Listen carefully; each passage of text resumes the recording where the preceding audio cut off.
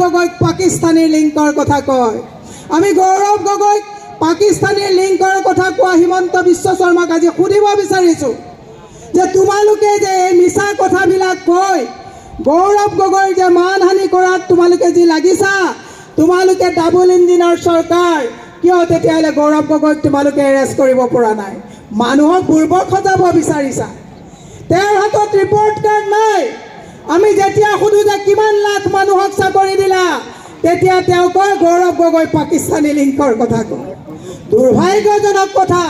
মই অসমৰ সুধী সমাজক আজি আহ্বান জনাইছোঁ যে আমি এনেকুৱা এখন পৃথিৱীত জন্ম হৈছোঁ, আমি এনেকুৱা এখন অসমত জন্ম হৈছোঁ য'ত ঘৃণাৰ প্ৰশ্ৰয় নাই, ইয়াত মিলা প্ৰীতি আৰু সম্প্ৰীতিৰ কথা চলে, য'ত মীৰা বৰঠাকুৰ আৰু জুবেইৰ আহমেদে একেলগে আমি একে জেগাত বহি চাহ খোৱাৰ বাতাবৰণ আছে।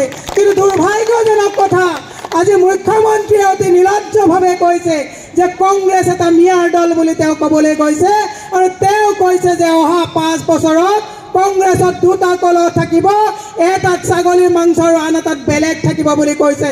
মই আজি আপোনালোকক ইয়াৰ পৰাই কৈছোঁ যে আহক আমি এনেকুৱা অগণতান্ত্ৰিক অভদ্ৰ কথা কোৱা মুখ্যমন্ত্ৰীক ভৎসনা দিওঁ।